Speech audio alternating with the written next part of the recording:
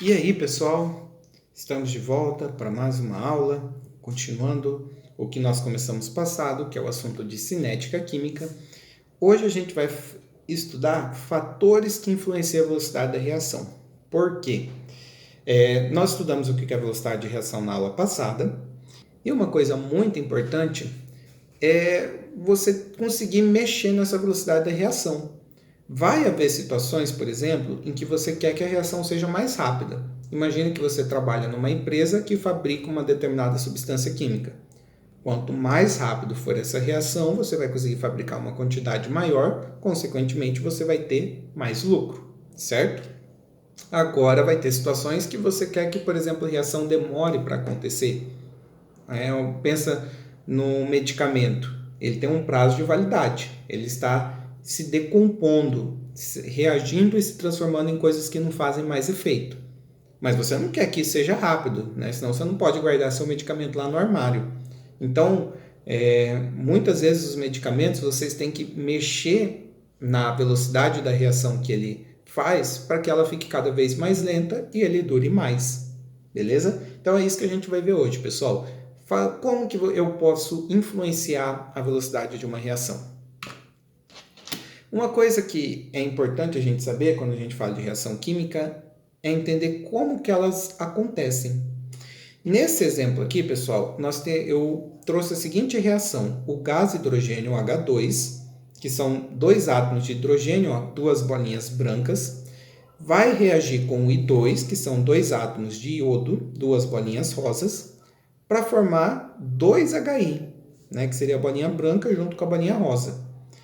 Para que isso aconteça na prática, eu vou ter que misturar, né, o H2 com o I2. Essas moléculas vão estar em movimento e, eventualmente, pode acontecer isso que vocês estão vendo na figura.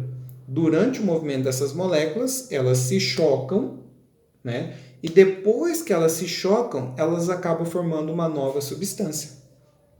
Nota, então, que nessa situação, elas eram de um jeito antes de se chocarem, antes de colidirem, e elas se passaram a ser de um jeito diferente depois que colidiram. Então, nesse caso aqui, eu tive uma reação química. Eu tive a formação de uma nova substância. Quando isso ocorre, pessoal, a gente fala então que nós tivemos um choque efetivo. Tá? As moléculas colidiram entre si e formaram uma nova substância. Para que eu tenha uma reação, eu preciso que haja esses choques efetivos. Entretanto, na maioria das vezes, pessoal, esses choques não são efetivos. Tá? Então, nessa situação aqui, eu tenho, por exemplo, o NO2, o N seria a bolinha cinza e o O, as bolinhas brancas, chocando-se com o CO. Eles vêm, se chocam, e se você prestar atenção, aqui continua sendo NO2 e aqui continua sendo CO. Ou seja, nessa situação 1, não houve choque efetivo. Tá? Não, porque elas foram, bateram e voltaram do jeito que elas eram antes. Já na situação 2, ó, isso aqui é um NO, né? Eu tenho só um N, que é o cinza, e um O, que é o branco. Enquanto aqui, ó, eu tenho CO2, eu tenho um C cinza e dois Os. Então, essa situação 2, ela realmente foi um choque efetivo. Já a situação 3, novamente, eu não tenho choque efetivo. Tá? A maioria das vezes não é choque efetivo. Por quê? Primeiro, para que o choque seja efetivo, as moléculas elas têm que se trombar, elas têm que se bater. Só que elas têm que se bater com uma certa força. Tá? Então elas têm que vir aqui e colidir com uma velocidade suficiente. Se as duas moléculas se chocarem, mas estiverem muito devagar, não vai acontecer nada. Que provavelmente, ó, é o que aconteceu aqui na nossa situação 1. Outra coisa, para que haja reação, eu preciso que as moléculas elas batam perfeitamente uma com a outra. Digamos aqui, ó, ponta com ponta. Se as moléculas baterem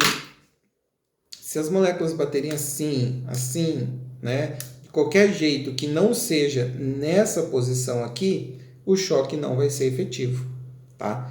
Então, pessoal, os choques efetivos eles são bastante raros de acontecerem, certo? E para que eles aconteçam, eu preciso de dois fatores. Um, eu preciso que o choque ele ocorra de maneira geometricamente favorável.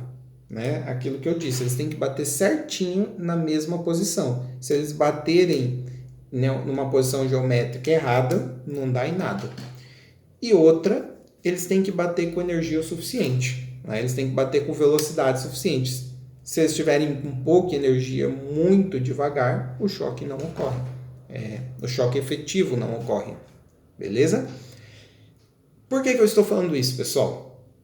Bem, se para que a reação aconteça eu preciso do choque efetivo e a maioria dos choques não são efetivos, se eu quiser que uma reação se torne mais rápida, eu preciso fazer as moléculas se chocarem cada vez mais para que aumente a chance de eu ter um choque efetivo.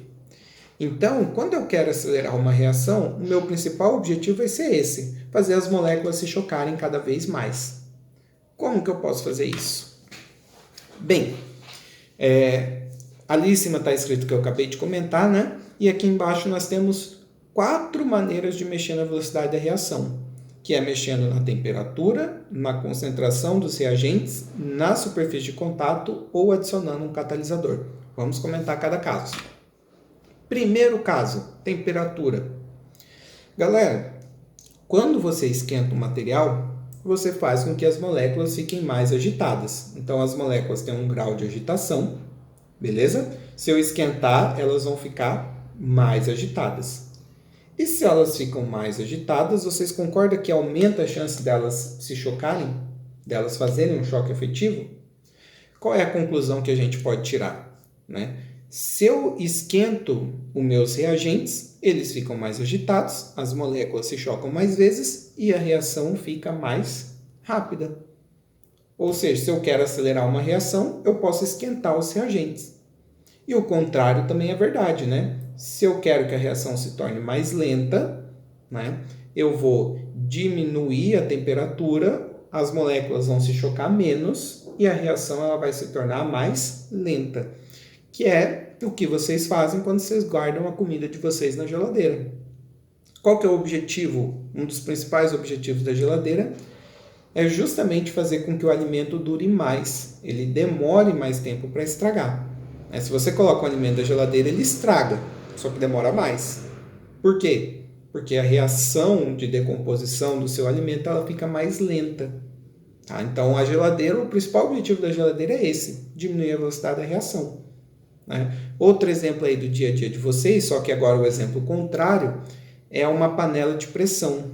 Uma panela de pressão cozinha mais rápido. Por quê? Pessoal, dentro da panela de pressão, você consegue fazer com que a água atinja temperaturas maiores do que na panela normal. Na panela normal ali, sua água ferve no máximo a 100 graus Celsius. Na panela de pressão, você consegue aí ferver água a 110, 115 graus Celsius.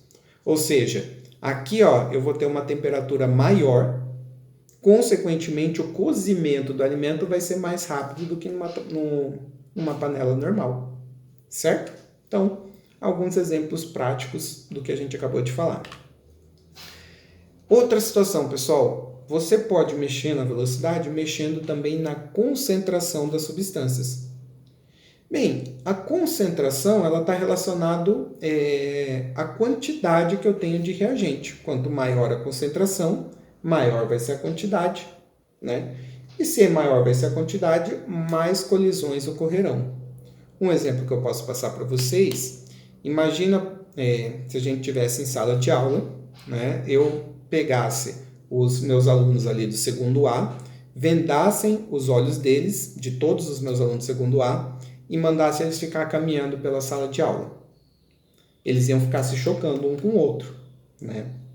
Então os alunos seriam como se fossem as moléculas aí, que ficam andando aleatoriamente e vão trombar uma com o outro. Aí nessa mesma sala de aula que estão os alunos do segundo A, eu pego e chamo os alunos do segundo B também, para ficar andando lá.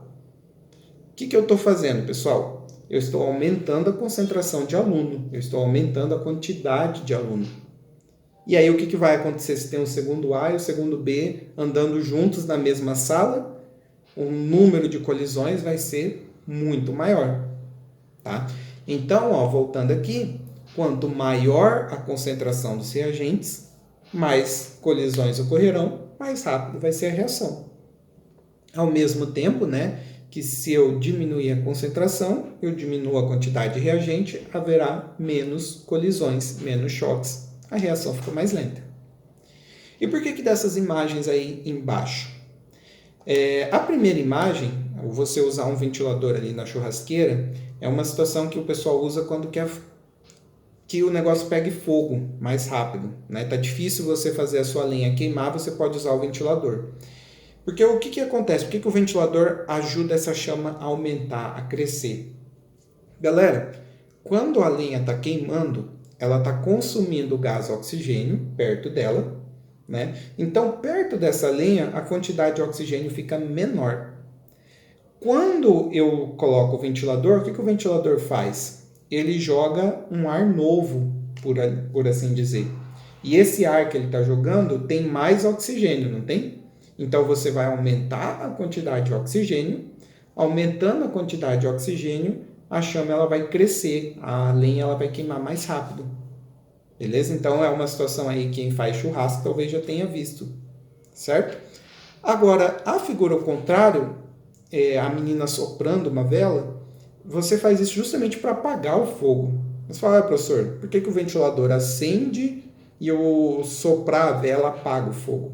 Tá? Essa do ventilador, para quem nunca viu o ventilador, o pessoal às vezes costuma abanar. Né? Quando você quer acender a churrasqueira, você abana a lenha ali para ver se o fogo queima mais forte. Agora, e no caso de apagar?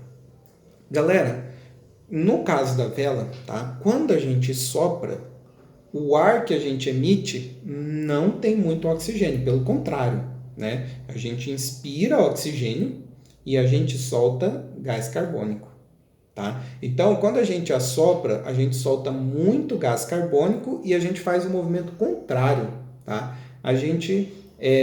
O oxigênio que estava perto da vela, a gente joga para longe, né? No que a gente assopra, esse oxigênio vai para longe e a gente manda um ar com gás carbônico. Ou seja, no caso da vela, você diminui a concentração de reagente, a reação fica mais lenta, e essa reação ficando mais lenta, você pode fazer que ela fique tão lenta que ela pare e a vela apague. Beleza? Então são duas situações aí em que você ou aumenta a quantidade ou diminui a quantidade de uma substância. Próximo caso, superfície de contato. A superfície de contato ela funciona da seguinte maneira. Vamos supor, pessoal, que eu vou pôr fogo nessa caneta aqui. Tá? Para essa caneta queimar, ela vai reagir com gás oxigênio.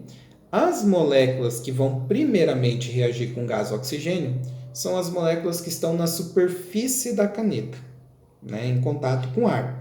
As que não estão em contato com ar, que estão para dentro, né, da caneta, elas primeiro precisam esperar a da superfície queimar para depois elas queimarem. Beleza? Então, a superfície de contato é isso, é aquilo que de certa forma está em contato com o ar. Agora, se eu pegar essa caneta e quebrar no meio, vai ter uma parte da caneta que antes não estava em contato com o ar e que a partir do momento que eu quebrei, ela fica em contato com o ar. Tá? Então, quando eu quebro a caneta, eu estou aumentando a superfície de contato. Bem, e se eu estou colocando mais moléculas em contato com o ar, a reação vai ficar mais rápida. Beleza?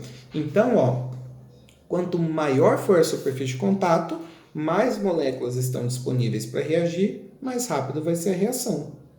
Um exemplo disso, se você pegar um comprimido efervescente e jogar na água, demora um tempo ali até aquele comprimido sumir.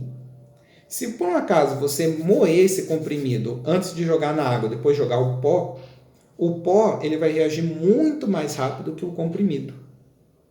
Por quê? Porque o comprimido primeiro tem que reagir à superfície para depois reagir ao meio. Agora, se eu moer em pó, praticamente todas as moléculas ali já vão estar em contato com a água e já vão reagir tudo de uma vez. Certo? Então, o comprimido em pó, ele tem uma superfície maior do que o comprimido inteiro, né? Uma superfície de contato maior. Consequentemente, ele seria consumido na água mais rápido que o comprimido inteiro. Outra situação que a gente usa isso é por exemplo, para fazer uma fogueira, que inclusive era a imagem de abertura da nossa aula. Bem, quando você vai fazer fogueira, pessoal, você pega pedaços de madeira grandão, né? Toras grandes de madeira. Por quê? Não sei se vocês já jogaram lasquinhas, pedacinhos pequenininhos de madeira no fogo. Essas lasquinhas, esses pedacinhos, eles queimam muito rápido, né? Se eles queimam muito rápido, por quê? Porque como eles são pequenininhos e cortados em partes, eles têm uma superfície de contato muito grande, a reação é muito rápida.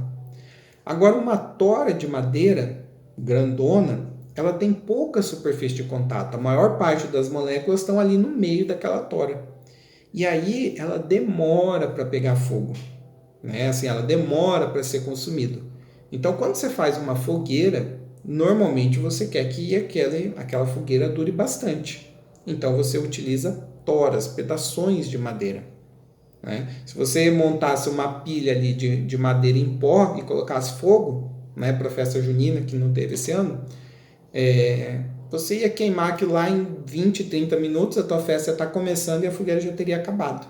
Então, por isso que a gente usa toras, pedaços grandes de madeira, certo? E, para finalizarmos, o último fator aqui que influencia a velocidade de reação é o chamado catalisador. Catalisador, galera, ele é uma substância que eu junto dos reagentes com o objetivo de tornar a reação mais rápida. Tá? Falando assim é meio complicado, mas vamos supor, eu estou reagindo a substância A com a B, tá? E essa reação acontece com uma certa velocidade. Eu misturo A, misturo B e espero a reação acontecer.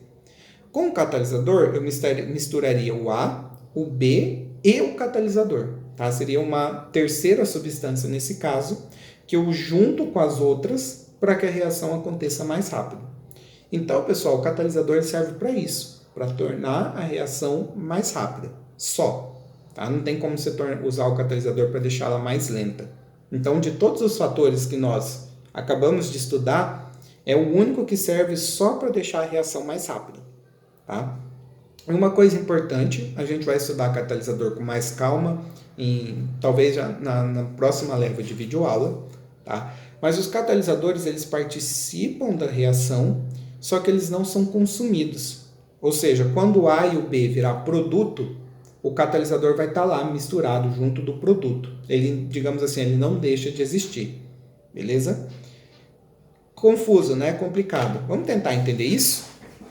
Vocês, turma, já estudaram muito catalisador ano passado em biologia. Tá? Como assim vocês estudaram catalisador? Ano passado, vocês com certeza ouviram falar muito em enzimas. Tá? O que são enzimas? Enzimas são substâncias que estão em qualquer ser vivo, né? Estão aqui nas minhas células, no meu sangue. E o objetivo das enzimas é tornar as reações químicas que ocorrem no nosso corpo mais rápida, né?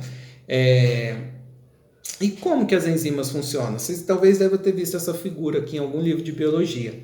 Você tem um substrato, você tem uma substância que está no seu corpo, e o objetivo do seu corpo é quebrar esse substrato. Por exemplo, que acontece muito na digestão. Né? A digestão é você quebrar substratos. Bem, se esse substrato fosse quebrar sozinho, isso ia ser um processo demorado. Aí que entra a tal da enzima, essa bolinha vermelha. O que ela vai fazer? Ela vai se juntar ao reagente, ao substrato, e vai facilitar a quebra dele. Vai fazer com que essa separação aqui ocorra de maneira mais rápida. E notem, ó, eu tinha reagente, o reagente virou produto, o catalisador participou da reação, mas quando a reação terminou, ele estava lá, ó. Tá? Ele estava lá disponível, inclusive a enzima ela pode ser utilizada para quebrar outros substratos depois. Então, enzima é um catalisador biológico. Ela serve para deixar as reações que ocorrem dentro do nosso organismo mais rápidas. Beleza? Outro exemplo, tá? Quem curte carro aí talvez já tenha ouvido falar de uma peça do carro chamada de catalisador, que fica no escapamento do carro. E para que serve o catalisador, galera? Os carros, turma, eles liberam muito óxidos de nitrogênio. Quem foi meu aluno ano passado, eu inclusive comentei sobre os óxidos de nitrogênio, que é uma substância, um poluente atmosférico, liberado aí por automóveis. Esses óxidos de nitrogênio, eles naturalmente se decompõem em gás nitrogênio e gás oxigênio. Essas duas substâncias aqui, elas não são poluentes. Tanto não são, né, porque o ar é basicamente N2 e O2. Aí você pensa, pô, ó, esse poluente aqui, ele naturalmente vira substâncias inofensivas. Legal, né? Só que essa reação aqui, ela é extremamente demorada, né? Então, até esse poluente se transformar nessas substâncias inofensivas, ele causa bastante danos aí para a saúde das pessoas enquanto ele estiver no ar. E o que o catalisador do carro faz? Torna essa reação mais rápida. Né? Então, antes desse poluente ser liberado aqui para a atmosfera, ele passa pelo catalisador do carro e o catalisador consegue transformar boa parte desses óxidos de nitrogênio em gás nitrogênio e gás oxigênio. Então, para que serve o catalisador do carro, pessoal? Basicamente, ele serve para diminuir a poluição emitida por esse carro. Tá? O catalisador ele não é uma peça com função mecânica, por assim dizer. Tá? Se você tirar um catalisador, seu carro continua funcionando normalmente. Tá? A diferença é que seu carro vai poluir mais. Então, o catalisador ele é uma peça que está presente no carro, tá? Para fazer com que ele polua menos. Inclusive, né, é obrigatório por lei de que dos fabricantes de carro coloquem um catalisador, ele tem que vir de fábrica. Inclusive é previsto multas, né, caso não seja feita a manutenção desse catalisador. Tá? É uma medida aí para diminuir a poluição causada pelos automóveis. Certo? E para finalizarmos, vamos fazer um exercício de exemplo. Que, pessoal, esse exercício diz: a tabela a seguir mostra a situações experimentais diferentes realizadas com um estudante sobre a relação entre o ácido clorídrico e o zinco. Tá? Isso aqui está estranho aqui. O que na verdade está acontecendo aqui? O enunciado ele não foi muito claro, mas eu estou pegando o ácido clorídrico, que é o HCl, tá? E nesse ácido clorídrico eu estou jogando plaquinhas de zinco metálico, tá? De metalzinho zinco. E aí, pessoal, quando você faz isso, quando você joga zinco no ácido, tá? Com o tempo, esse zinco ele começa a sumir, tá? Começa a formar umas bolhas ao redor dessa plaquinha de metal e com o passar do tempo essa plaquinha de metal some. O que a gente costuma chamar o pessoal costuma falar, o metal corroeu, tá? Na verdade, o que aconteceu foi o seguinte: as bolinhas formadas é o gás hidrogênio. Tá? Então começa a formar um gás e o zinco não é que ele some, ele vira o cloreto de zinco, tá? Que é uma substância que dissolve ali na água, onde está o ácido. Beleza? Só para a gente deixar isso aqui balanceado, vou colocar um 2 aqui. Então é isso que ele está fazendo. Só que ele está fazendo de vários jeitos diferentes. Por exemplo, no primeiro caso, ele está pegando uma barrinha de zinco, jogando no ácido na concentração 0,2 na temperatura 60. Na segunda situação, ao invés de jogar uma barrinha de zinco, ele está jogando zinco em pó, num ácido um pouco mais concentrado, mas também na temperatura de 60. Tá? E aí ele pede em qual dessas 6 reações aqui foi a mais rápida, né? A reação se processou mais rapidamente, e qual foi a mais lenta? Vamos começar. Pessoal, mais rápido seria a barra ou o pó? Como a gente viu, um dos fatores que altera a velocidade é a superfície de contato.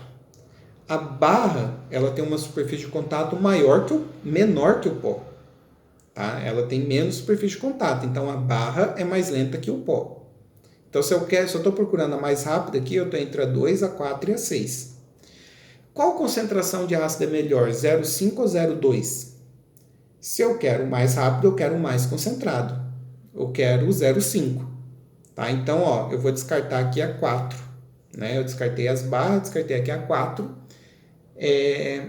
E a temperatura é mais rápida a 60 ou a 20? Né? Quanto maior a temperatura, mais rápido. Então, pessoal, com certeza aqui, ó, a mais rápida foi a 2, né?